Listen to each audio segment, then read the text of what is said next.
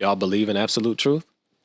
I don't think there's. What is it? How do you find an absolute? Well, that's the thing. I mean, everybody thinks that they have the absolute truth. Everybody believes that they have the absolute truth. Just like DTA said, like, depending on where you're from, that could be your absolute truth. I mean, we can go back and forth day and night till we're blue in the face. But here's the thing. If you're not even looking at the same chapters, if you're not even looking at the same book, you're far away. You're never going to get to that absolute truth. The most thought-provoking hour of the day, dropping jewels and nuggets for the next 60 minutes. For us, by us. You're listening to the Hold Your Point podcast. Good morning, good evening, good afternoon. Peace to the planet. We hope that we catching you in good spirits wherever we find you at right now. This is the Hold Your Point podcast. We are the Hold Your Point podcast crew.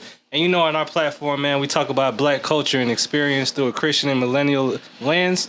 And we got the usual suspects in the house, man. My name is Fortunato. We got DJ to my left, Mr. Leviathan, Mr. Brown, Mike Joseph to my right, and DTH, man. What's happening, fellas? What's going on? what's going on, y'all? Good to have y'all, man. We live! We live, ladies and gentlemen. Mama, I made it! It's a whole new feel, man. We doing something different, man. How y'all feeling, man? Everything good, man. Good, man. It's a blessing to be here, man. Feeling great. You see the shades, man? Look at y'all in the flesh. Everybody looking like money. Look at y'all. Look at that, man. Hey, Touch my brothers, man. Touch you. saying, right? Reach out. Nah, but as you can see, man, we're excited. But we're going to be coming at you guys with, as you know, a segment today. And today segment, we're going to be talking about Mr. David Cruz. Mr. David Cruz. Now, I don't know. Now, it's trending. It's trending on the social media, the Instagram, the YouTube, everywhere. Now, I don't know if you guys know, but I'll give you the backstory on Mr. David Cruz. Now, he is a gentleman that decided that he is taking a faith walk, right? I believe it's from New York to Miami. Pennsylvania, sir. Pennsylvania. Thank you, sir. From Pennsylvania to Miami. Now, we have a clip for y'all because I want you guys to understand the story a little better, and then we could jump on into it. Let's do it. Yeah, it's true. Inspiring. It's inspiring. And God told me to pick up and go to Miami. So it's based on what God told you. Is it a personal testimony you have? Like everybody want to know like where you came from. Like I know you said God told you to get up and move, and so you being obedient to what God told you to do. But is it a personal testimony? Is it a personal thing? Like what is it for? Well, what I see is that God is doing this. Oh wow. Unity. Show them what God is doing. Okay. This is what God is doing. See? Have you led anybody to Christ? Oh, wow. I don't know what that means. I don't know what you mean by that. I don't know what people do after I leave. Okay. Right? So you promoting unity. I promote whatever God is doing. See, God is what he wants to do is make faith a trend. Right. That's what he's doing. Right.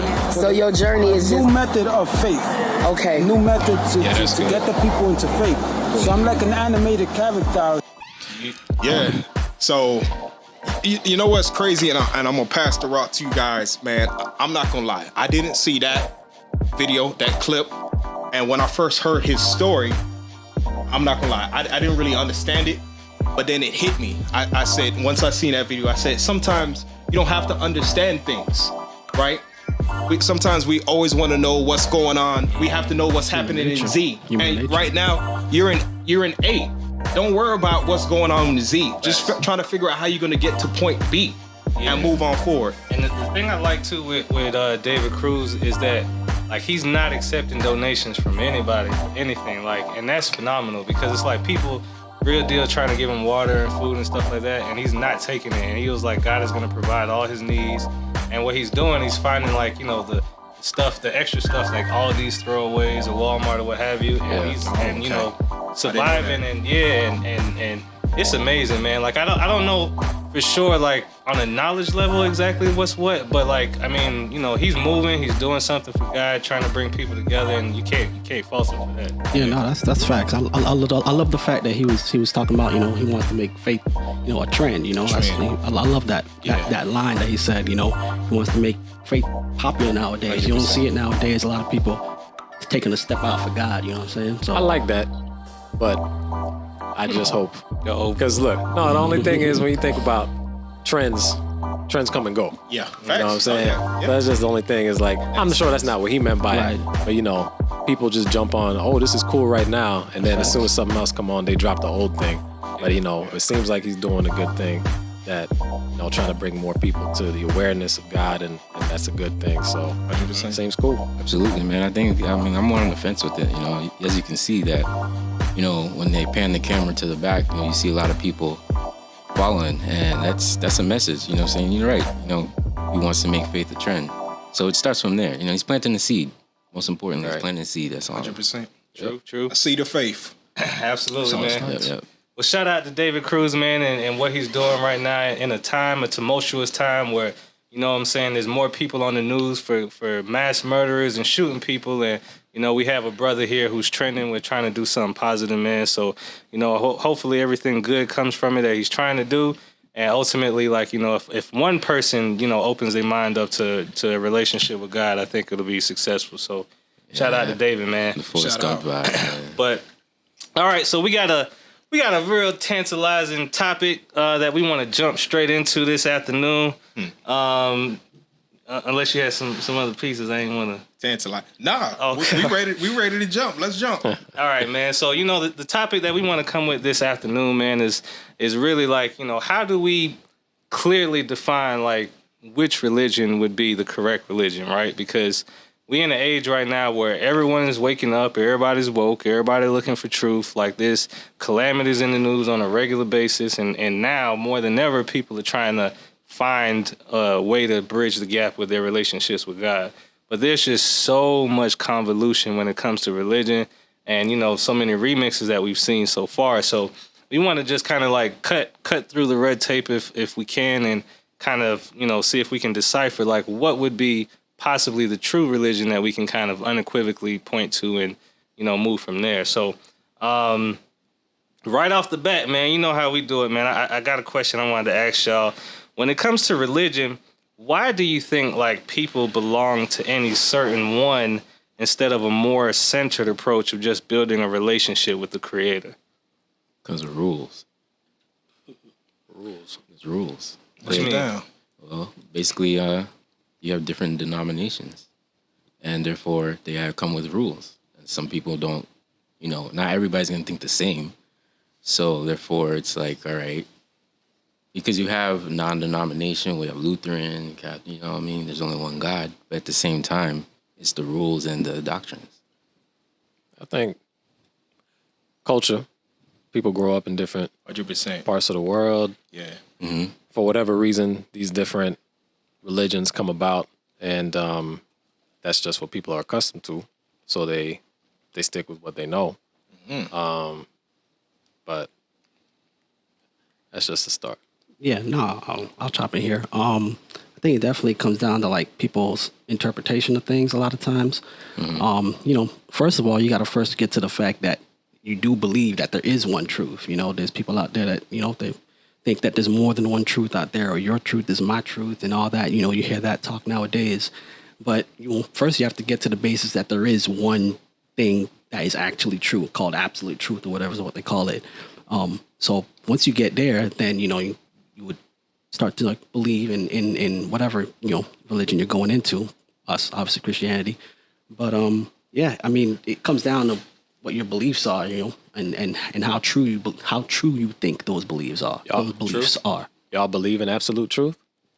I don't think there's. What is it? How do you find an absolute? Well, that's the thing. I mean, everybody thinks that they have the absolute truth. Like what you just said, and I see you shaking your head. It's okay. You can shake go ahead, man. Go ahead. But everybody believes that they have the absolute truth. Just like DTA said, like depending on where you're from, that could be your absolute truth, right? Mm-hmm. It's I mean, we can go back and forth day and night till we're blue in the face about an absolute truth. See, here the thing is too, like, you can try to debate with somebody about what the truth is, but here's the thing: if you're not even looking at the same chapters, if you're not even looking at the same book, you're far away. You're never going to get to that absolute truth. Yeah, and it also comes interpretation, what you interpretate things as. But and I think even with that though, like people, that's where we kind of get like lost in the sauce, because people come into religion looking for 100% absolute truth, and if that's the case, then what's the point of having faith?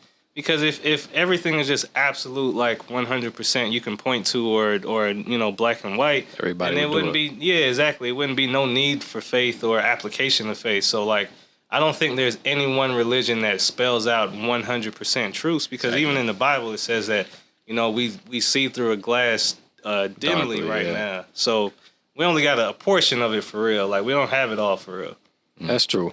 I would contend that there is absolute truth, of course, because if there's not absolute truth, then anything goes. It's the wild, wild west. Anybody could say, my truth is mine, your truth is yours, which is a bunch of foolishness, right? Because we can't... we getting spicy. Well, I'm just saying, we can't operate in a world where... There's no truth. Right. We have to have common ground so that we can communicate. But what's the truth? Well, that's the thing. We don't get to it. Yeah. Well, exactly. I mean, there's got to be ways to verify the truth. Right. That's the thing. It's supposed to be something that can be repeated and tested by other folks, and that's how you know it's true. So now... here, let me ask y'all this. So now, and I think we're getting to this point though. But now, in order to start ruling out religions with fallacies, it should be important to establish prophecies in religious texts that have already been fulfilled. Like, do y'all know of any examples in history where you can point to where prophecy was already been fulfilled? There are a whole bunch. Give me an example, sir. Well, let's see. We can look at certain historical events with the Israelites being taken away into captivity into Babylon, like the length of time they were there. There are so many about Jesus himself that are just unbelievable, that he, for it to be him, he had to fulfill so many things that no one else could have done it. Or when John the Baptist said, like, there's a savior coming. Yeah, right. True. Right. But to kind of get to your point, to answer the question a little bit, prophecies that already happened, there's a whole bunch in Daniel that has been pointed out. You know, if you the thing about prophecies a lot of times it's like alliteration, or it's a simile, it's a metaphor. It's not going to be a lot of times black and white. You know, if you look in the book of Daniel, it talks about a statue, and the statue was made up of, you know, couple of different parts in terms of iron, brass, and all that. And that's just to note a lot of the different world dominations that have happened over the past couple of years. You know, you have the Greeks, the Romans, and all that. And then really the part that I like is like in the last part of the statue, which is like the feet or the toes. It's like supposed to be mixed between like iron and clay. Right. And that's a depiction of how we are now, where it's like we have a mix of what the Romans did, a mix of what a bunch of other religions did, and it's all now coming to a head. And there's a whole chapter in Daniel where it talks about what's going to happen with the stone and all that, but that's supposed to indicate, you know, the coming of the kingdom and all that. But there's a whole bunch of prophecies that have already happened, like that's been mentioned in the Bible. So yeah, and that's why I asked, because I feel like in order for us to be able to cut through like what's real and what's not, like we should be able to look at prophecy that's already been fulfilled and tie it with like historical events, because then we can start ruling out, okay, like this book doesn't have anything that's ever happened, so like where is the truth in this? And so like one example like I found, and I guess we'll get into different pieces, but like the first one I was looking at is like the Quran, right? Like a Muslim prophecy. And so one of them is said that after him, we said to the children of Israel, dwell ye in the promised land. And when the time of the promise of the latter days come, we shall bring you together out of various people. So now this is a prophecy referenced in the Bible as being fulfilled as well, because, you know, we know that the Jews were displaced, and then, you know, after the whole Hitler thing, like they were brought back into Israel. But why is this prophecy from the Quran in regards to the Israelites reclaiming the promised land and not Muslims? I mean, I couldn't tell you, man. I mean, I think the promised land was promised to the children of Israel, right? And we know that they come from the line of Jacob, Abraham, Isaac, Jacob. And that's the whole thing. I believe that, there's a struggle with certain folks who are not from the line of Abraham because, they say they're children of Abraham. That's the thing, which they are, right? But they come from Ishmael, right? Not Isaac. Right. And the promise comes through Isaac. Right. And so that's the difference. So they claim to be children of Abraham, which they are, but not the ones through through Isaac, which is the children of promise. So it doesn't pertain to them because that's not the way God made it. Yeah, and I don't know if I want to jump. I just thought it was interesting because, like Muslim or I guess Islam, would be the correct term, like being one of the bigger religions. But, some of their prophecy is talking about the Israelites taking promised land or, reclaiming the promised land. So it's like, for someone who follows like Islam, I would think like it would make you question like, okay, well, who are these people and why are they taking over the promised land and not us as Muslims, and then kind of dig in deeper from there. So that's just the first perspective I had in regards to the Muslim piece. Not sure if y'all had anything else y'all wanted to jump on before we move to the next one. No, I think you're good. All right, so the other thing I was looking at too is like as far as determining like the two oldest religions, right? And I think we had a little bit of this conversation in like religion versus spirituality when we were trying to dissect it, but I don't know. Check it out. Yeah, make sure y'all check that episode out too. But I don't know like if we actually fully established like the oldest religions as far as writings and stuff goes. So I did a little digging, and so like the two oldest religions are Hinduism and Judaism. Both reference Noah with the same spelling of his name, and both reference Moses and the law with different names but parallel events. Now, where Judaism continues specifically is that of the Shabbat. Do y'all think that it's important in proving which one is the right one, being that all of the rest would have followed or come after that? Yes, absolutely. And I was looking at something earlier because, there's folks out there who will be like, all roads lead to heaven. You ever heard that before? Mm-hmm. Like you can follow your faith as long as we're doing right by people. Essentially, that's what most of the major religions are about, doing right by people, treating people right. And you do that, all the other stuff is just circumstantial. You're going to get to heaven anyway. But that can't possibly be true because if you look at these different religions, saying that they all point towards heaven is very different. I forget which one exactly, but it's either Buddhism or Hinduism. One of them is all about reincarnation. One of them says that we are all God, like together, right? We're just not conscious of it. And Islam is about serving God, but not necessarily having a direct connection with him. He's master and, people are servants. And if you serve right, you'll go to a mansion one day, but he's not with you. He's separate. And Christianity is completely different. We have God. We do serve him, but he also wants that personal relationship with us. And so the thing is, and he goes to prepare a place for us. But that's very different from all these other religions. So you can't just say they're all going to do the same thing. You can do whatever you want. That doesn't work. True. Oh, yeah. No, there's definitely a bunch of little minute, not even minute, some major differences. But I think it's interesting to note, like you'll see like a lot of them do have a lot of those same basis of principles, do right. Most of them have some kind of destination where you're going to go. Right. Most of them have some kind of figure that's going to come back and help people, save people, And I just think it's funny that most of them have that kind of premise or basis. So it kind of makes you think like the truest religion back then, like what was the one that started all this? Because the way I think about it is like, I feel like somebody told a story, and then like other people heard the story, exactly. Right? And then other people put their own piece on the story or put their own twist on the story. Yep. And now you have about 20 different stories, but it had to start from one, you know what I'm saying? Like who was the first storyteller? Like, who was the first person to tell the actual tale? And that's where you get all these little splits and that's why you try to get to the root of it. That's why it's important. My bad. That's why it's important to like chronologically establish which writings scripturally or religiously came first, because everything else would be a carbon copy of that. But I don't know if you had something you was I think going to say DJ before. something, yeah. I was gonna say, that's true, but like, I don't think solely going off of what was the oldest is necessarily true, because it could be that they're also not, just because they were first doesn't mean that they're right. I think it can help with it, but I think what's different about Christianity, maybe, we'll probably talk a little bit more, but like, there's certain claims that Jesus made that other major figures of other religions didn't make.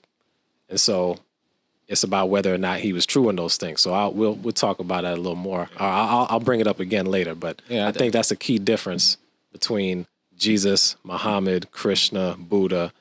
Jesus made claims about himself that these other figures didn't do. So Yeah, and that just goes to prove that these events actually happen. Like look at Noah. Other people have different perspectives of it, but we have the true base in stories. Yeah, 100%. DTH actually brought something up, and it was always like in the back of my mind to like ask you guys this question. But I think you was talking about the Veda. I think that's part of the Hindu. Hindu, religion. There's 4 of them. Yeah. Yeah. Now I know what's said in the Bible, but you said reincarnation. Do y'all believe in that? Like reincarnation? Y'all think? So you mean like that's if you die, you come back as a squirrel? No, man, that's a squirrel. No, man. but I mean, no, because some people think But that. trust fund baby. I don't want to deviate too much, man, but trust fund, baby. What are you talking? Hey, why he says that too? Not for nothing, but I don't know if you seen the video. It was like a little video where it was showing like the baby, and the baby supposedly being reborn again, and he realized he's born into another poor family. And He got the face. He got the ugly looking face. Like, But I see that. no, But hold on. Go ahead. Hold your point real quick though. No, because the reason why I asked that, because of course this is track data, but I was reading this story that was actually, I think one of the news channels picked it up. So apparently this family went to this, I think it was like a museum, and it had like aircrafts, right? And they had their 2-year-old with them. And then once they got back home, the 2-year-old was starting to have like nightmares, right? In which the child was having nightmares each night, wouldn't sleep, nothing, right? So then as the child got older, the nightmares was still pretty much consistent, but the child was able to talk, right, after a while. And then now this child was saying, like, he's talking about the aircrafts, right? And he's actually naming things that a 2-year-old should not be able to name on an aircraft, right? He's getting in full detail with this thing. And then the parents were starting to get a little concerned. It was just like what is he talking about? Like, and then the nightmares were still persistent. And then next thing you know, he's starting to draw things. Right? He's drawing the same aircraft that he's talking about, and then he's putting the name of this person. And then they was like, "What name is this?" Yeah. Right. I know you want to say something. I'm gonna try to shorten the story up. But I'm gonna try to shorten the story up. And so, he's putting the name down, and then so the dad is just like, all right, look, I got to figure out who's this name, boom, boom, boom. So the dad went to look it up. Apparently, it was a fighter that was in World War II, the name that he put down, right? And then this kid also was naming other people that was also fighting in the war, in the World War II. And I thought it was pretty interesting when I read it, because I know what the Bible says about only dying once and not coming back, but I just thought it was interesting as far as reincarnation. Hold on, why are you signing on my point? No, but hold on. I got a good mic. I got to use all the features. I'm sorry. So I was like, I feel you. go ahead. Seriously. Look, man, I know I was kind of being facetious, being funny when I said die and come back as a squirrel, but there's actually beliefs. People actually believe that a lot of people will have an attachment to a previous life. And not to deviate off on it, but it's because of debt or karma that is not paid.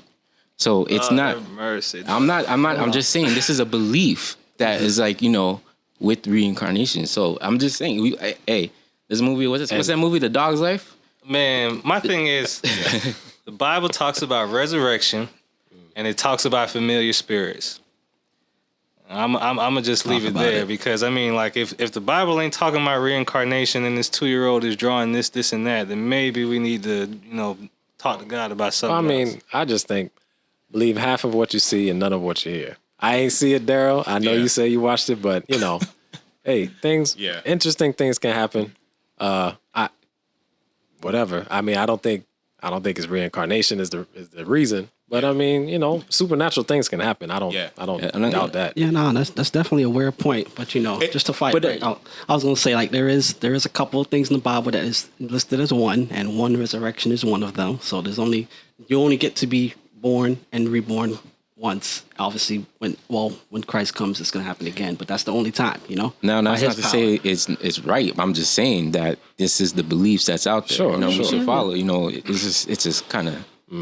No, I just thought it would be interested to just kind of get you guys' point on it because, like, there's specifically religions that believes in it. I know, like, what it says in the Bible. I was just interested to get you guys' absolutely. point. So, hold on. But DTH, you said something earlier that I didn't get to jump on. Like, so, hit me. Is there a difference, do you think, between Judaism and Christianity? Yeah. What's the difference? Jesus. So that's it. So, okay. That's it. I mean, they start from the same place. So the Bible tells us that the first Christians were called that at Antioch after Christ died, right? But prior to that, the first Christians were Jews, right? We know this. I mean, the disciples were mostly Jewish men, Jewish women. So these are the people who were following Jesus first. And they followed Judaism to the extent that it applied to them up to that point until Christ came and showed them a better way. True. So, I mean, they're coming from the same place, but at this point, they're different. And really, Jesus is the difference. Okay. All right. I guess I'll leave it there. I mean, because the only thing, like, I was going to mention is, like, the Sabbath, like, was really established in Judaism. So, like, if we just need to establish, okay, what the actual day of rest is, then it was recorded earliest from the Jews to say that the Sabbath is the day of rest, the seventh day of the week. And that's another place, like, I wanted to kind of pivot towards, because that kind of also becomes like the plumb line or a measurement to see, like, okay, what day you go to church on? And you say Saturday. Saturday, who goes to church on Saturday? Mm-hmm. And it's like, so historically, we can also prove that Constantine changed the standards of his time by a decree for the day of rest to be changed from Saturday to Sunday. Yep. Now, why do y'all think, like, that was significant in that time period, or even trickling down to today? We actually just talked about this at church for a Bible study we had the other night. It was about the Sabbath and why the church follows Saturday versus Sunday. So we talked about different scriptures that show why we follow Sabbath. And then there was a section about, like, objections, like, because as we know, most people today do go to church on Sunday. And it's not about judgment or anything, right? Like, that's not what we do. That's not our place to judge people. But we believe the Sabbath is Saturday. Mm-hmm. And so some of the objections are the Sabbath was changed from Saturday to Sunday for a couple different reasons. There's some scriptures that people use to say this is what happened. They say Jesus rose on a Sunday, so that's why the day changed. But there's really nothing explicit that would support that. And I saw someone say something the other day about it, like, remember the Sabbath day to keep it holy. That's the only commandment out of the 10 commandments that says remember. Yep. But that seems to be the one that is the most disrespected. Right. Remember. Like, people don't kill, don't steal, don't bear false witness against their neighbor, don't covet. Yeah. But people are ready to forget the Sabbath day like nothing. But again, there was a big thing, and I'll finish up just how the Sabbath was changed. And I think the whole reason for that was because they wanted to integrate other religious practices at the time with Christianity, because Christianity was gaining a lot of steam, but at the same time, they want to integrate these other things. And so that's kind of how it came about. Yeah, no, just to tap onto that, it goes right back to my point, to where, like, that last part of that statue I was talking about is going to be mixed. People are going to try and mix a whole bunch of different things into Christianity and mix a whole bunch of things into that. And it's actually, you actually answered one of your questions earlier when you was talking about the prophecy. That's actually a prophecy when Bible talks about that man would try and change the times. They'll try and change the days. They'll try and change the seasons. That's something that is talked about in the Bible. Like, people are going to come and try and change these things that God ordained, to try and, make it their way, make it their way.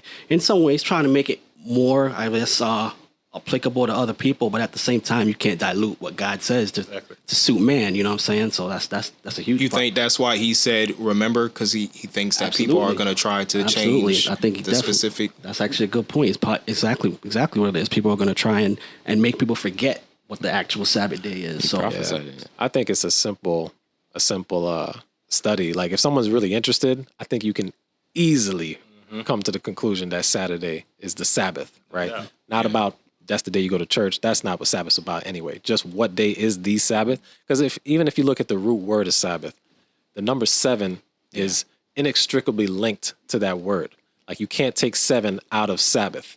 Like when you look at, we were talking about this, like if you look at the Latin Romance languages, look at Spanish, sábado, right? Sounds just like Sabbath, right? And Italian is something similar. So there's the evidence is overwhelming. Yeah. You know, it's just a matter of, honestly, I think in most cases, convenience. Yeah. Hey, let me ask y'all this question. I guess I'm playing God's advocate. Some people say the devil's advocate, but I'm playing God's advocate. Not to this. You feel me? You think you can make it into heaven without necessarily keeping the Sabbath? Absolutely not. No, sir. Okay, you gave your point. Let's. What else? Absolutely not.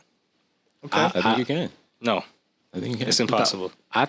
Can you get into the kingdom without keeping the Sabbath? Okay. Well, wait. Okay, That's the so question? are you going? Yeah. Go ahead. I think Don't let him. I would say, influence. okay, look, if I had to give a yes or no, I say yes. I'll add on to it later. I'll let Levi go ahead. Okay, no, yeah, I'll say it like this. I think yes. I know you want to hop Everybody on. gets to expound except for me. Hold on.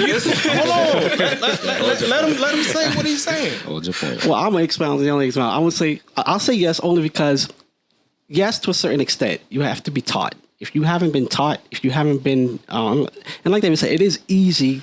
Well, I don't want to say it's easy. It's easy for us, definitely, but with the proper study, it's not difficult to find out what the true Sabbath is, the true Sabbath day. But if you're someone who's never heard of these, who's never heard it, never knew it, and all that, there is, I believe, going to be some. Obviously none of us can play God, but there's going to have to be some kind of process that goes through. None of us know what that is, but there has to be some kind of process for those people. I'll walk my stiff answer back because I just it made me remember just like Absolutely not. No. I answered too quickly. I apologize. Golly, I apologize to everybody.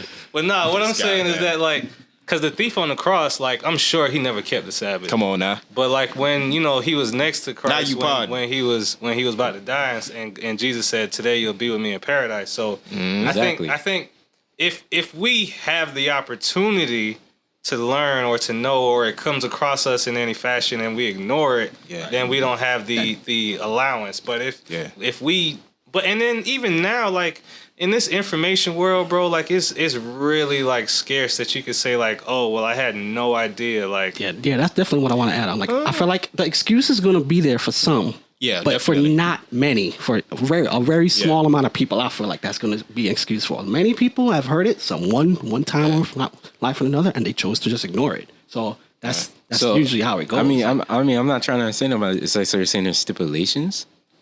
Well, if you Like basically, like certain people. Well, that's the thing. That's why when I say yes, you're saved by grace through faith. Come on now. That's y'all pod. That's the thing, right? So you're not saved by keeping commandments. Right. You're saved by grace through faith. Jesus did that for us.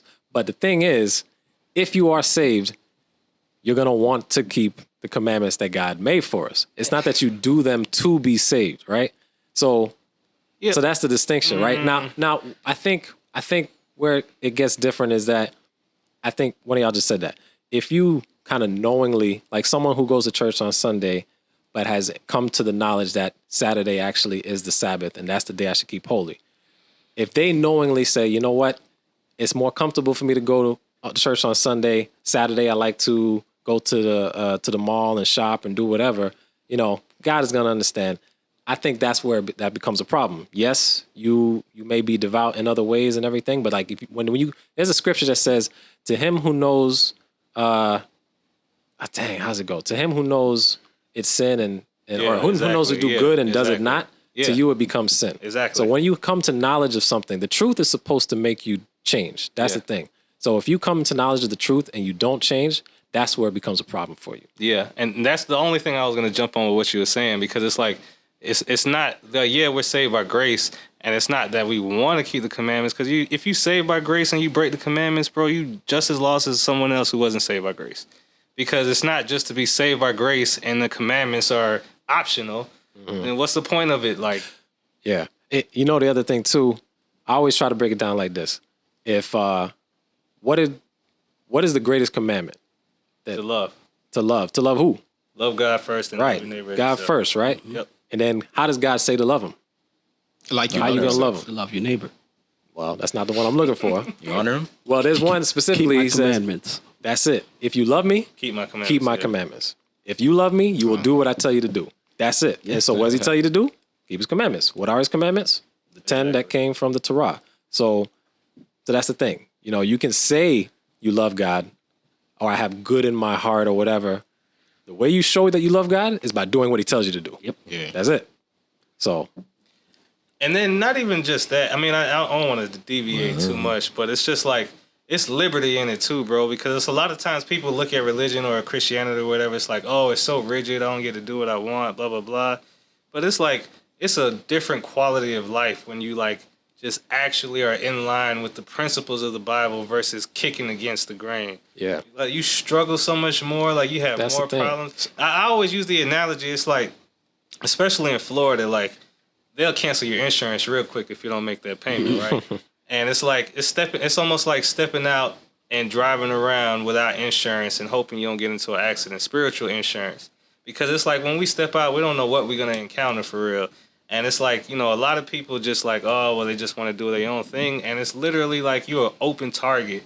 Yeah. Whenever the devil want to pick you off for whatever reason, you don't have no insurance, no coverage, no nothing. It's just you out here. Hey, so let me ask this question though, for those who may not know, what does keeping the Sabbath look like though? What is that? You know, I mean, you talking about going to church, being a physical building. Nah, I'll give somebody else a chance. Come on, Looking Levi. at me. All right. Well, how do you keep the Sabbath? I mean, it really is just special time between you and God. It's ordained time between you and God. If we look at the creation, if we look at that time, you know, God used that specific day to just look back on what he did and kind of reflect, kind of get his, I don't want to say get his mind right, but in a way, that's what we would be doing, you know, on the Sabbath day to kind of prepare you for another week, you know, have that break in between. It's definitely one of my favorite days of the week because I can definitely, sure. I can definitely, you know, lock down on you know, my focus with God, and then it keeps me centered, you know, throughout the week. It just helps me. So Yeah, and I just mentioned, like, we just talked about this at church the other day, and like our official doctrinal statement says that part of it is Sabbath is for resting, for celebration, and for well-doing. And I thought the well-doing part was actually really interesting because when you look at what happened in Jesus' time, there were several instances on the Sabbath where he did something and the Pharisees and people wanted to come after him because they said, you're breaking the Sabbath. Now, if you remember, there's a Mosaic law, as we've talked about before, and then there's also the Mosaic law. What did I say, Mosaic? I say it twice? My bad. Mosaic law and God's law. Sorry about that. Yeah.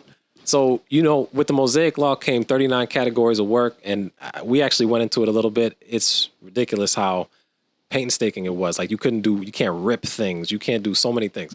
So Jesus broke one of that, and they want to say he broke the Sabbath. But the thing is, in the truest form of what the Sabbath was meant to be, he never did that. He never broke it. And so he's Lord of the Sabbath.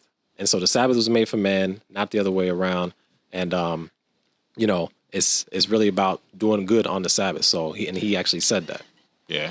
So, last question I wanted to ask y'all, because, you know, we have this notion too, right, with some of the woke generation that we're seeing, is like, you know, after everything, if I just believe in God, why do I need to worry about what religion is right or not? Like, why would I just be fine with just believing in God and, you know, like the creator who created me and trying to be one with the energy and all this other stuff? and not worry about religion? Like, is a religion like, necessary, or can I just believe in God and be straight? You guys ever been to or not been to, I'm sorry, you ever seen a non-denominational church and how they dress? It's like going to Walmart. Laid back. Yeah.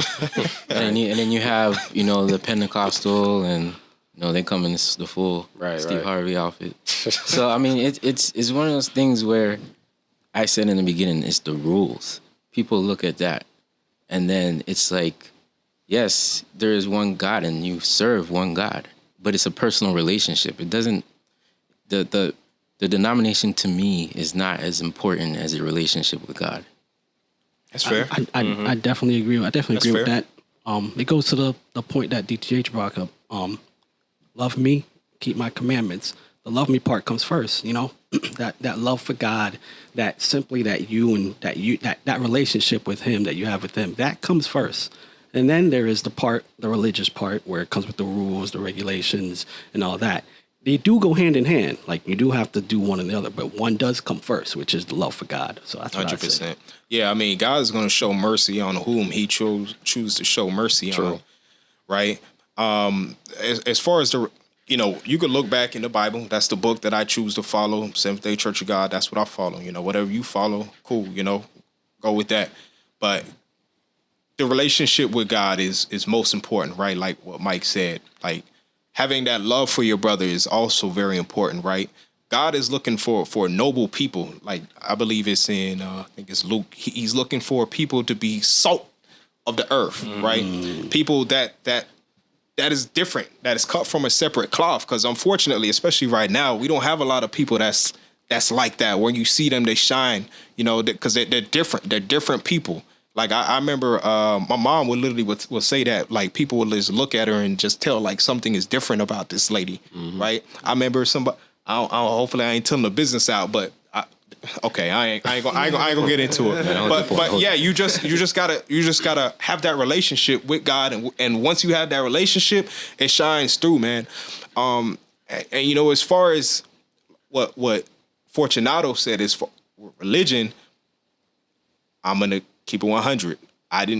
As for when Jesus was here, he was more talking about the kingdom, right? He was talking more so about the kingdom instead of the religion.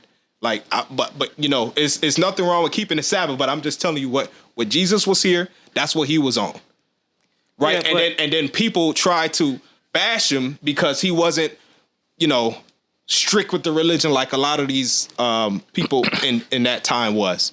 Just putting that out there. So DJ, you saying that Jesus didn't teach people to keep the Sabbath? No. I'm saying he came and was teaching people about kingdom. When he came and touched on earth, his teachings was more so about the kingdom. And not more so about what? Religion. Oh yeah, for sure. I mean, the Pharisees was about religion, but all right, because you just made it seem like, well, he said it was okay to keep the Sabbath, but that's not what his focus was on. So I just wanted to clarify. All right, I'm sorry. All right, man. So as we start wrapping it up, man, I seen another thing too, and I think Jose said it a couple times too, like as far as his reasoning why, but it's like to get all the way down to the end of the road, right, and believe in God, and then there not be a God. Chances of nothing happening is fine, right? But then if you get all the way to the end of the road, not believing in God, and there is a God, you lose everything. So, I mean, in this life, we don't really have a whole lot of wiggle room to gamble with, and I think it's just smarter and easier and more efficient for people to try to build that relationship with God. And come to find out, I mean, if there wasn't a God, whatever, then fine, you have no consequence versus not having that relationship and missing out. So. Yeah, the stakes are too high, man. But I mean, unequivocally, to me, and that's a whole other thing we go into. But there's just overwhelming evidence for the existence of God, and also for Christianity over everything else. Personally, we can do that another time. But to me, the evidence is overwhelming. Despite the religion, man, just have that relationship. That's the most important thing. The relationship. Facts. I'm not a Christian. I'm a child of God. Man, this has been another tantalizing hour of the Hold Your Point podcast. We are the Hold Your Point podcast crew. Make sure you like and subscribe wherever you finding us on Apple, Spotify, all that good stuff. And until next time, man, we out of here.